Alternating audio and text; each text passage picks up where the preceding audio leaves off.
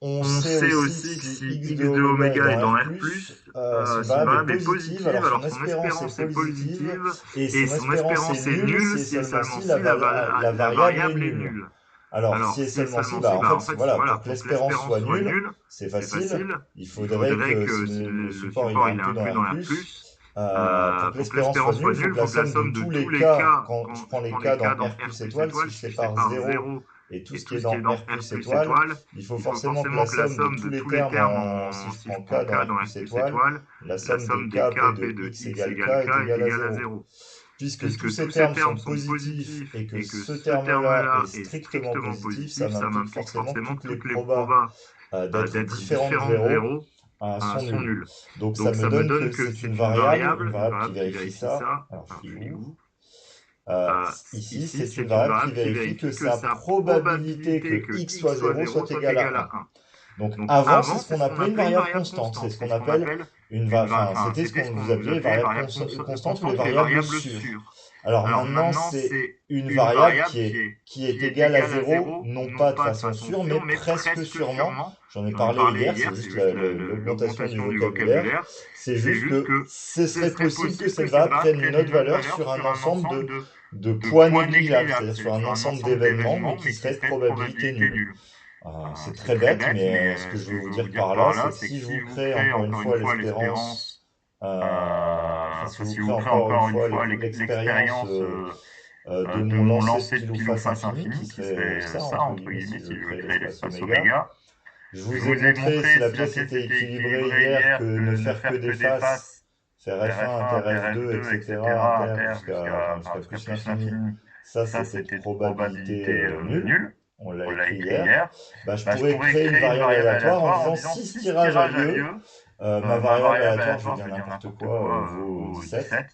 Ça n'empêcherait pas que si son espérance à cette variable est nulle, puisque cet événement est probable nul, elle serait nulle presque sûrement, cette variable. Elle a le droit d'être non nulle, mais sur un ensemble de probabilités égales à 0, ce qui ne sert pas à grand-chose. C'est juste pour être 100% correct d'un point de vue vocabulaire. On continue avec les autres propriétés. Du coup, c'est la propriété de domination directe. Si on a deux variables qui admettent une espérance finie, et si on sait qu'il y en a une qui est plus petite que l'autre, pour une raison particulière, on peut dire que l'espérance de l'une est plus petite que l'espérance de l'autre. C'est une amorce en faisant apparaître la somme, c'est juste ça, cette propriété. Et si l'une est tout le temps plus petite que l'autre, et qu'il y a égalité des espérances, c'est une sorte de généralisation de cette propriété au-dessus, il n'y a pas le choix, il faut que les deux variables soient égales à tout moment. Je ne vais pas vous mentir, je n'ai pas encore trouvé le moindre exemple qui sert de cette propriété, mais c'est au programme, donc je vous les donne.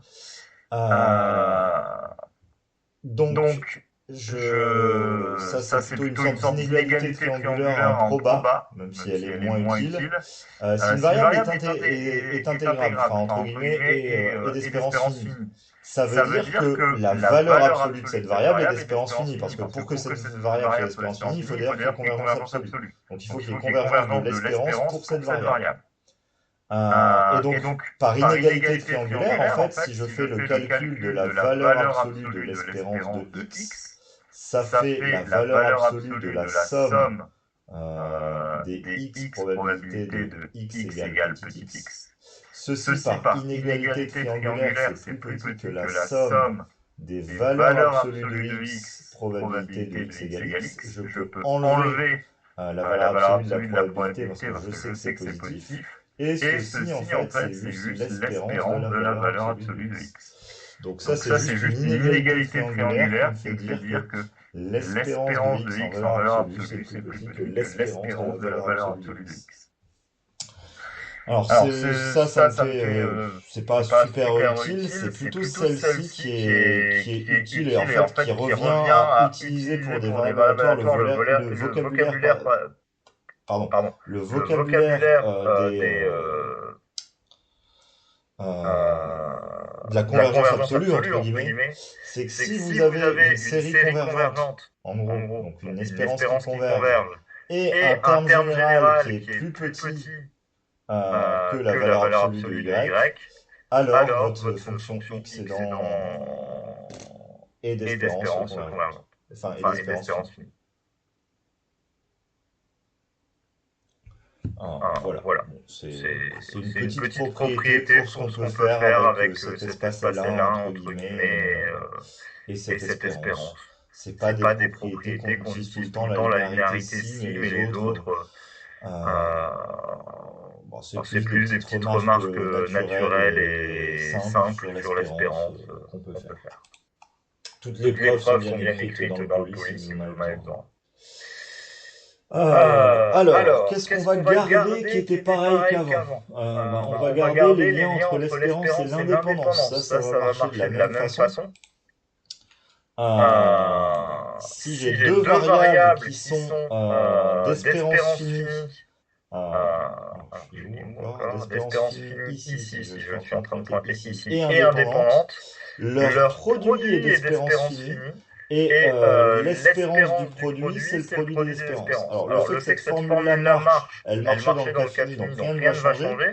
Par contre, c'est ça qu'il faut regarder, c'est que si on regarde, c'est plutôt ça que je vais regarder et que je vais détailler, de façon générale, quand vous essayez de regarder l'espérance d'un produit, la définition que vous avez en cours, c'est celle qui est marquée là au-dessus, c'est-à-dire que c'est la somme sur tous les couples possibles XY appartenant à X de oméga, Y de oméga, de tous les produits possibles XY, si vous voulez, c'est un transfert sur cette fonction de variable, c'est un peu ça, fois la probabilité de l'intersection, en fait, de X égale X inter Y égale Y.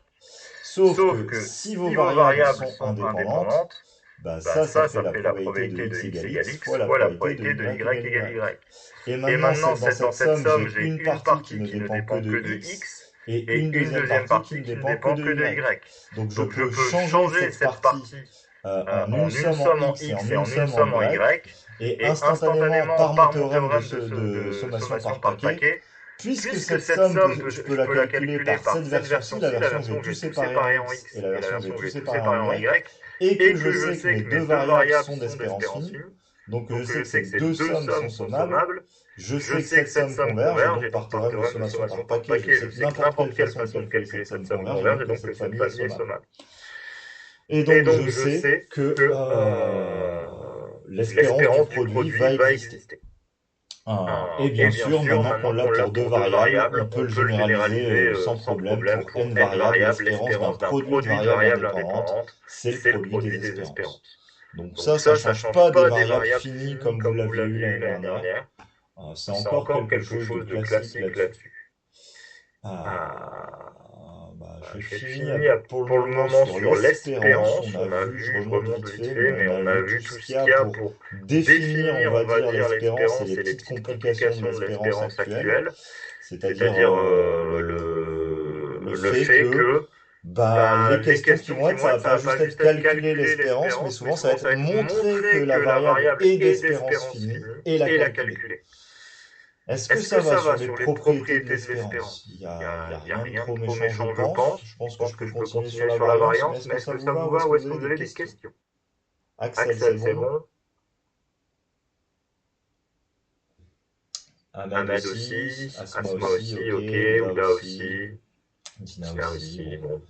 Je repars de l'autre côté, Sanda aussi, si je repars de l'autre côté, ça se montre notre écran, et s'il y a besoin, n'hésitez pas à allumer le micro pour intervenir. Du coup, maintenant qu'on a parlé de l'espérance, nous, ce qui va nous intéresser pour les variables, je vais d'ailleurs faire une petite explication sur ça, même si je l'ai déjà faite. Je vous rappelle qu'une variable discrète, même finie, en fait, j'essaye de faire un graphique. Une variable discrète finie, si on veut la représenter, par exemple, même si elle est dans Z, c'est un diagramme en bâton, j'exagère, il pourrait même y avoir des trous dans les bâtons, ça peut faire des pics ici, c'est-à-dire que si je mets moins 3 et qu'ici je mets 0,2, c'est-à-dire que la probabilité de faire moins 3 est à 0,2, etc. Et donc une variable aléatoire discrète, on peut la représenter comme un diagramme en bâton comme ça, distribution de probabilité. L'espérance de la variable, c'est la valeur moyenne sur toutes les valeurs que peut prendre ma variable. Par exemple, si elle est un peu plus positive que négative, donc peut-être que mon espérance se traduirait ici. Et ce qui va être la variance, ou plutôt vraiment officiellement l'écart-type, le sigma, c'est ce qui mesure la dispersion autour de cette variable. Si mes bâtons étaient beaucoup plus loin sur l'axe des abscisses, ma dispersion serait beaucoup plus grande. Alors c'est plutôt l'écart-type qui mesure, parce que je vous en ai déjà dit, l'écart-type il est homogène à la variable, alors que la variance elle est homogène au carré de la variable. Si la variable est en mètres, l'espérance est en mètres, l'écart-type est en mètres, mais la variance est en mètres carrés. C'est pour ça qu'on parle plutôt d'écart-type pour la dispersion. Mais nous, on ne travaille pas avec l'écart type, on travaille avec la variance parce que l'écart type a de très mauvaises propriétés mathématiques. C'est la variance qui en a par contre des très bonnes. Donc on travaille plutôt avec la variance parce que c'est le bon objet mathématique. Alors allons-y. On va commencer par ça. Hop, je descends un peu. La première chose, avant même de parler d'espérance, et si vous connaissez votre formule de Huygens, c'est logique, on va parler de ce qu'on appelle le moment d'ordre 2 et l'espace L2. Si, du coup, maintenant qu'on a parlé qu'en transfert, il y a des problèmes de convergence aussi, si jamais l'espérance de x carré existe, c'est-à-dire elle est finie, c'est strictement plus petit que l'infini. Alors ici, je vous rappelle, puisqu'on est dans R, on travaille avec des variables aléatoires réelles. Ici, on a forcément une variable positive. Donc, il n'y a pas de problème sur le fait que la série converge dans 0 plus l'infini fermé. Donc, la seule contrainte qu'on a, c'est vraiment qu'elle ne vaille pas plus l'infini. Donc, si cette variable, si cette espérance est finie, on dit que x est dans L2, on dit souvent qu'elle est carré intégrable. Donc L2 qui est le résumé de l'espace L2 de oméga AP, qui est l'ensemble des variables aléatoires, admettant un moment d'ordre 2. En fait, l'espérance de x carré, c'est ce qu'on appelle le moment d'ordre 2 de la variable. Et je vous fais une généralisation, même si c'est pas au programme, c'est pas à savoir. L'espérance de xr, c'est ce qu'on appelle le moment d'ordre R de la variable. C'est pas, quel que soit R entier, c'est la généralisation. Voilà. Bon, c'est pas capital, mais c'est ça, un moment d'ordre 2. Donc, maintenant que j'ai créé l'espace L2, qu'est-ce qui va se passer? En fait, on va voir, c'est notre formule de Huygens, que dès qu'une variable est dans l'espace L2, elle va admettre une variance et qu'on va pouvoir la calculer. Alors, pour pouvoir dire ça, on va voir des choses plus intéressantes quand même, enfin des choses qui vont nous servir. La première chose qui va nous servir, c'est que si on vous demande de vérifier qu'une variable admet une espérance et une variance, c'est la propriété qui est là. C'est que L2 implique L1, entre guillemets. Si on a des variables qui sont dans L2, alors c'est un peu tordu, je vais vous mettre la preuve derrière. La première chose, c'est que le produit XY va être dans L1, et on va avoir une règle sur l'espérance du produit. Et l'autre propriété, c'était plutôt ça que je voulais dire au début. Si x est une variable dans L2, elle est forcément dans L1. C'est-à-dire si l'espérance de x carré existe, alors l'espérance de x existe forcément, c'est obligatoire. Ensuite, on sait aussi que si on fait une combinaison linéaire d'événements de L2, ça reste dans L2. Donc en fait, L2 est un espace vectoriel. Et on va voir pourquoi si x est le premier point, je vais mettre la preuve parce que c'est intéressant. Hop. Ça a été demandé à Minpon l'année dernière, par exemple. C'est ce qui fait un peu le lien. Je vous ai dit qu'à Minpon l'année dernière, il y avait eu un sujet de proba et de produit scalaire. C'est un peu ce genre de choses qui est tombé. Enfin, d'autres choses avec, bien entendu, mais en fait, vous pouvez voir qu'on a, pour tous les réels x et y, on a toujours cette inégalité qui est vérifiée. Ça vient du fait que la x moins y au carré est positif. Du coup, comme on peut dominer x moins y par ceci et que ceci est intégré et dans L2, ceci appartient à L2, forcément ceci appartient à L2 et ça me dit que... Enfin, pardon, ceci est d'espérance finie. Parce que je peux prendre l'espérance de ça, vu que ça appartient à L2. Et donc, XY est dans L1. Le produit XY est dans L1. Ça va nous servir aussi ça, parce que quand on aura des variables, ça veut dire que c'est pour ça que la covariance, je fais une parenthèse, mais la covariance de XY, on peut la calculer, enfin, elle se relie à la variance de X et à la variance de Y. On mettra les formules après. Mais ce que je veux vous dire, c'est pourquoi est-ce que la covariance de deux variables, alors dans la formule, c'est espérance de XY moins espérance de X, espérance de Y. Pourquoi est-ce qu'on la relie à la variance aussi, la covariance? Parce qu'en fait, le fait d'avoir l'espérance de XY, entre guillemets, c'est lié intégrable, c'est lié au fait que les variables x et y sont de carré intégrable. Voilà.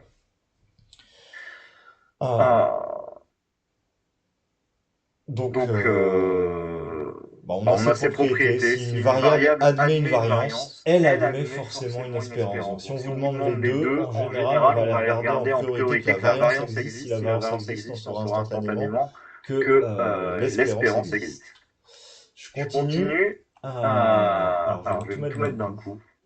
Non, je ne veux pas. Je veux descendre. Pourquoi ça bug? Ça ne veut plus descendre. Qu'est-ce qui se passe? Hop. On arrive avec ce qui va ce qui va être utile. Hop. Si une variable aléatoire est dans L2, donc si en fait, ce qu'on va vérifier pour vérifier qu'une variable admet une variance, c'est on va vérifier qu'elle admet un moment d'ordre 2. Si l'espérance de x carré existe et est finie, alors ce qu'on appelle la variance, je vous rappelle votre cours de l'année dernière, ça c'est la définition de la variance. L'écart type, c'est la racine de la variance, mais votre définition de la variance, c'est pas la formule de Koenig-Huygens, c'est ça. C'est ça la définition de la variance. Et par la formule de Koenig-Huygens, la variance, ça se calcule comme ça.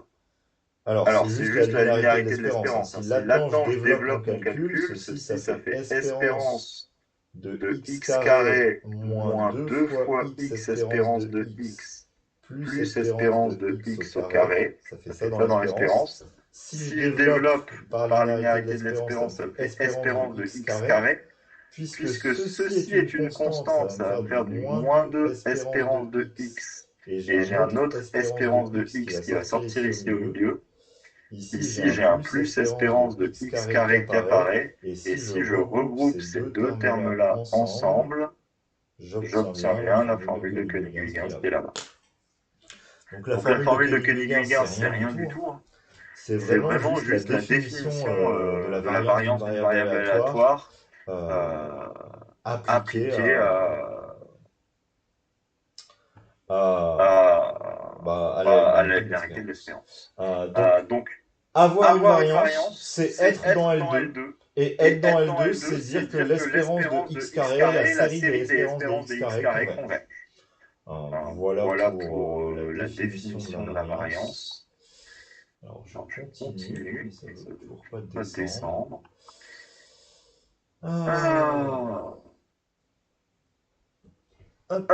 C'est plus du vocabulaire maintenant qui nous manque, que je vais vous donner ici. Alors c'est un autre vocabulaire qu'il faut connaître. Qu'est-ce que c'est qu'une variable centrée réduite? Ça, c'est utilisé parfois dans des sujets de concours. C'est-à-dire qu'il faut que vous connaissiez ce qu'il faut dire. C'est plutôt la question de montrer que la variable est centrée réduite. Là, si on vous demande de montrer que la variable est centrée réduite, ça veut dire qu'il faut montrer que votre variable est d'espérance 0 et de variance est égale à 1. Ça, c'est juste des mots de vocabulaire. Ensuite, on a les petites propriétés qu'on connaît déjà sur la variance et qui sont toujours vraies pour les séries. La variance de ax plus b, c'est a carré fois la variance de x. Ça, c'est ce que vous devez retenir en comprenant que la variance, ça mesure la dispersion. Si la variance, ça mesure la dispersion d'une variable aléatoire, décaler une variable de b, le plus b qui est là, n'apporte rien sur la dispersion, donc il ne joue pas sur le résultat du calcul de la variance de x plus b. Par contre, clairement, le a joue. Et si vous avez retenu aussi que si une variable est en mètres, sa variance est en mètres carrés, il est complètement logique que si vous multipliez l'unité de mesure qui est le mètre par a, la variance, elle, va être multipliée par a carré, qui est là en mètres. Et du coup, on a une autre caractérisation des variables aléatoires constantes. Si une variable aléatoire est de variance nulle, alors la variable aléatoire, elle est constante. Égale à son espérance. La probabilité de x égale x. Alors, il manque un mot. Je suis désolé, mais je vais faire du zèle. Si vous me dites que la variable aléatoire, elle est constante, je suis d'accord avec vous, mais je vais mieux faire les choses quand même. Il manque un mot. Je devrais mettre presque sûrement constante. Pour dire que oui, sur un événement de probabilité nulle, peut-être qu'elle peut prendre une autre variable, comme tout à l'heure. J'aurais dû préciser ça. Mais en gros, une variable qui est de variance nulle, ça c'est vraiment, donc ça veut dire une variable qui n'a aucune dispersion. Bah, si elle n'a aucune dispersion, elle est en permanence égale à son espérance. Et donc, c'est une variable constante égale à son espérance. Presque sûr. Et quand vous prenez n'importe quelle variable, dernière chose, quand vous prenez n'importe quelle variable qui est dans L2, pardon, je vais brailler le truc, mais c'était pas le but. Si vous calculez x moins son espérance divisé par son écart-type, alors ceci est une variable centrée réduite. Alors le fait que c'est une variable centrée, c'est à peu près évident. Si je fais l'espérance de x moins l'espérance de x sur sigma de x, le sigma de x est une constante, je peux le sortir. Je peux utiliser la linéarité de l'espérance, ça va faire 1 sur sigma de x facteur de espérance de x moins espérance de x, et ça jusqu'à preuve du contraire, ça fait 0. Et si je veux calculer la variance de ça, la variance de x moins l'espérance de x sur sigma de x, ça va me sortir 1 sur sigma de x au carré quand je vais sortir de la variance par les propriétés qui précèdent. Ça va pas me décaler le moins espérance de x, je peux le voir comme un plus b dans ma formule qui est là-haut. Donc le plus b n'intervient pas. Ça fait du 1 sur sigma carré de x v de x, et sigma carré de x, c'est la variance. Donc ça fait v de x sur v de x, et ça fait 1. Bon, c'est du petit vocabulaire, mais il faut savoir ce que c'est qu'une variable centrée réduite. C'est quelque chose qu'on peut maintenant. Alors j'arrive sur le dernier point d'intérêt pour nous. Et on a fini de revoir tout ce qu'on a vu, mais je vous assure que toutes ces propriétés, toutes ces formules, vous les avez déjà vues l'année dernière, il n'y a rien qui change du tout. C'est que quand on prend un couple de variables aléatoires, on va aller définir ce que c'est. Alors il faut que les deux soient dans L2, justement, on va en parler, mais c'est à cause des propriétés qu'il y a derrière. Mais si deux variables sont dans L2, il faut qu'elles admettent une espérance au carré, ces deux variables. Alors on définit la covariance de x et de y comme l'espérance de x moins son espérance fois y moins son espérance. Et ça, bien sûr, on est sûr que ça existe parce que, c'est tout à l'heure, si x et y sont dans L2, le produit des deux est dans L1. Donc c'est comme ça, et c'est ça la définition de la covariance. Alors la propriété pratique pour calculer la covariance, c'est ceci plutôt. C'est encore une fois la linéarité de l'espérance, c'est ce qu'on appelle la formule de Huygens, c'est celle qui généralise la formule de Koenig-Huygens. Si en fait vous calculez notamment la covariance de xx, si vous vous rendez compte que la covariance de xx par la définition là-haut, ça fait la variance de x, et si ça fait la variance de x, c'est l'espérance de Koenig-Huygens, c'est-à-dire que ça fait x fois x moins l'espérance de x au carré. On trouve vraiment la formule de Koenig-Huygens en apprenant cette formule de la covariance.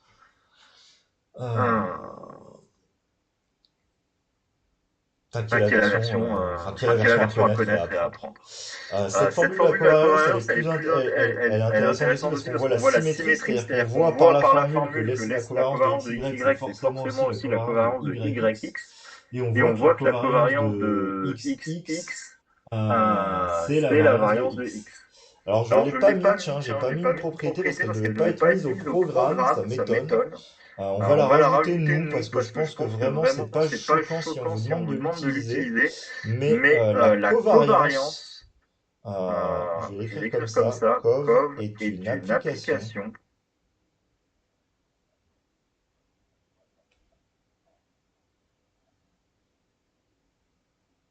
bilinéaire. Qu'est-ce que je veux dire par là? C'est que si, alors je l'écris comme ça, si x,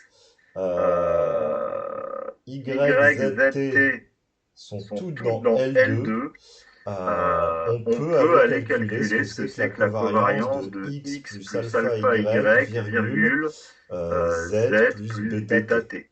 On sait faire ça. Ça pose pas de problème. Il suffit de faire la linéarité par chacune des variables. Par exemple, si je fais la linéarité à gauche, ça me fait du cov de x,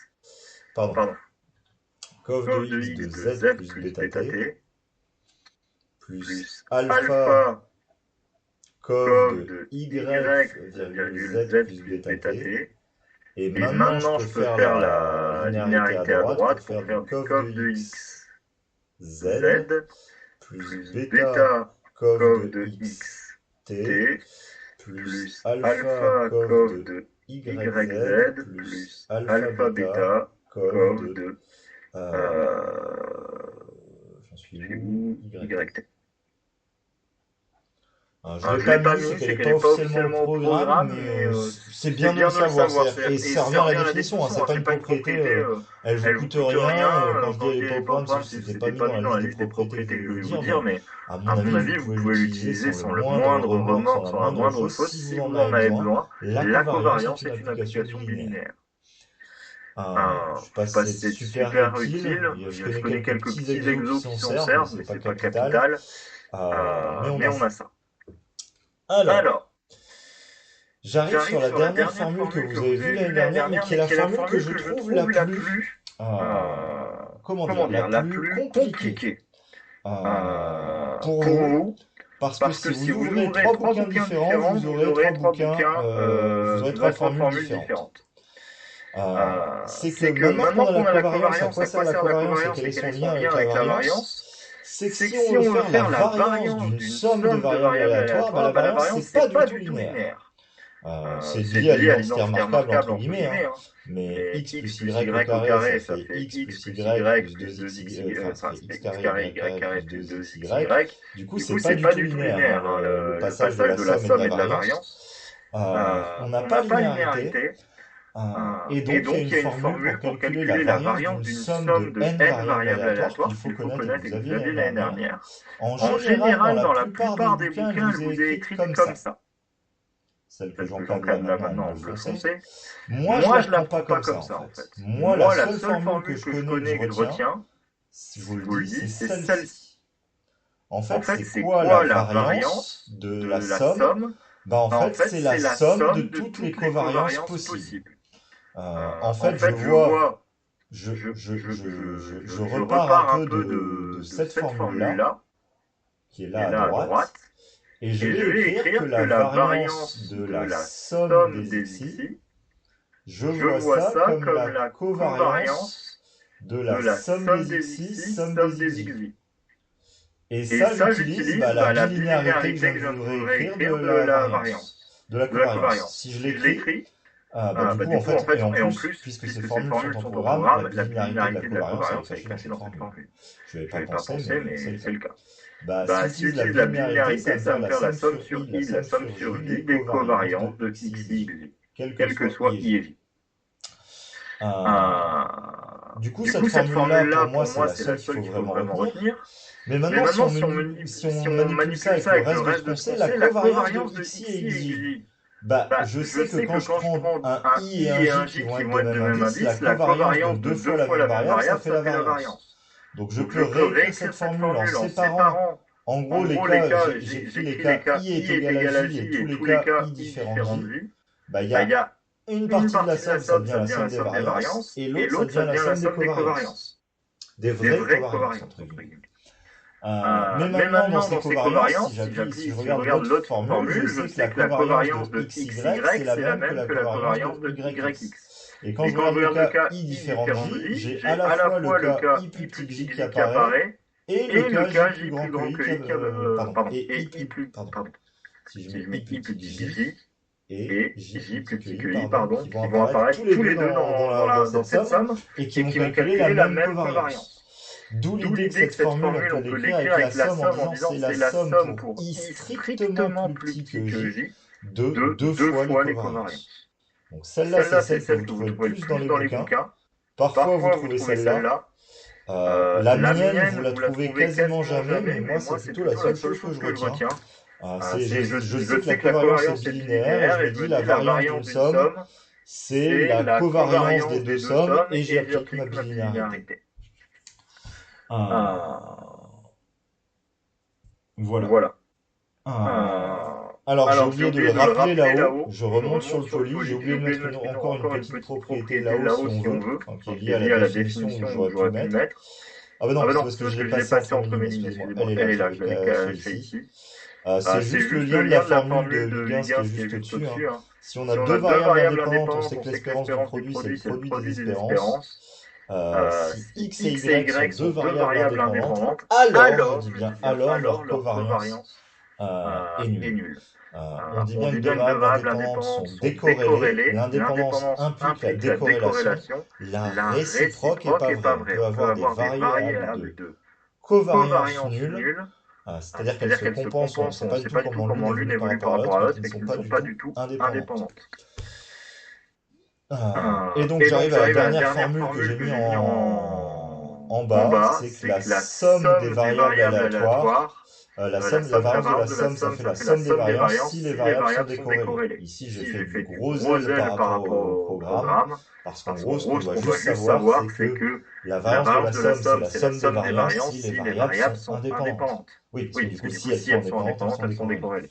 Mais en fait, c'est vrai dès que les variables sont décorrélées, c'est-à-dire dès que leur covariance est nulle.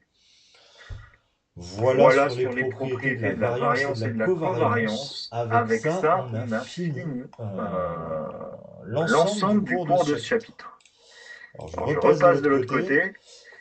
Est-ce que vous avez des questions sur les formules de cours et les principes de cours? Sincèrement, il n'y a pas grand-chose de nouveau dans ce chapitre, à part le théorème de la limite monotone et la gestion des trucs infinis. Le reste, c'est exactement les mêmes formules qu'avant. La deuxième chose qui change, c'est si on doit calculer une espérance en proba infini ou une variance en proba infini, il faut être sûr que ça existe, c'est pas sûr à 100%. Et des variables peuvent avoir une espérance et pas de variance, par exemple. Donc on verra des exercices avec ça. Mais à part le fait que ça existe ou que ça n'existe pas et le théorème de la limite monotone, il n'y a pas vraiment de grosses différences par rapport à avant. Est-ce que ça vous va, ces points de cours et ces formules qu'on avait déjà vues, on devait déjà connaître. Axel, oui, vas-y. Ahmed, c'est bon. Au niveau de L1 L2, est-ce que ils ont des. Est-ce que par exemple, L2 a des structures algébriques particulières ou c'est. J'ai dit que c'était un espace vectoriel. Ah, ok, d'accord. Ouais, c'est un espace vectoriel, oui. Même L1 aussi est un espace vectoriel. Plus que ça, on peut pas plus parce que justement, quand tu multiplies, si à la limite, L1, si tu veux, L1 c'est une algèbre. Parce que le produit de variables dans L1 est encore dans L1. Par contre, le produit de variables dans L2 devient dans L1, donc L2 n'est pas une algèbre. Oui. Voilà. Ouais, merci. Ouais, mais on peut le voir comme ça. C'est pas demandé officiellement de le voir comme ça dans le programme, mais on peut le voir comme ça. Les autres, j'ai vu Ahmed me dire que ça allait, ça va, les points de cours, on est d'accord, tout est bon. On peut attaquer des exercices maintenant, on va sûrement faire qu'un, mais... Ouais, ça va, je vois plus de pouces le lever. Ok. On a les formules, c'est les mêmes qu'avant, on va attaquer des exercices pour essayer de travailler cette notion, parce que vraiment les probas, c'est le chapitre où il faut juste faire des exercices. Allons-y, commençons directement par les sujets qui fâchent. On vient de finir de parler de covariance. Je sais que vous adorez ça. Du coup, on va commencer par parler de covariance. Hop. On va faire l'exercice qui est juste après dans le poly, on va faire l'exercice 54. Hop. Et justement, l'exercice 54, dans le cadre d'une expérience infinie. On effectue une succession de tirages indépendants à pile ou face avec probabilité P de faire pile. On dit que la première série de tirages est égale à n, qui est un nombre supérieur à 1, si les n premiers tirages ont tous donné le même premier résultat, et que le n plus unième tirage a donné un résultat différent. Le n plus unième tirage débute alors la deuxième série de tirages. On note L1 respectivement L2, la longueur de la première respectivement la longueur de la deuxième série de tirages. Montrer, alors c'est une question méga lourde qui va demander méga longtemps, on n'arrivera pas à la faire en 10 minutes à mon avis. Montrer que la covariance de L1 et L2 c'est ça. Alors je vais être clair avec vous, si je connais un seul exo de covariance en dimension infinie, en tirage infini, je crois que c'est cet exercice-là. C'est un classique. Alors je dis pas que l'exo est classique en soi, j'ai envie de dire que moi, prof de maths, le seul exo, si je cherche un calcul de covariance de trucs infinis,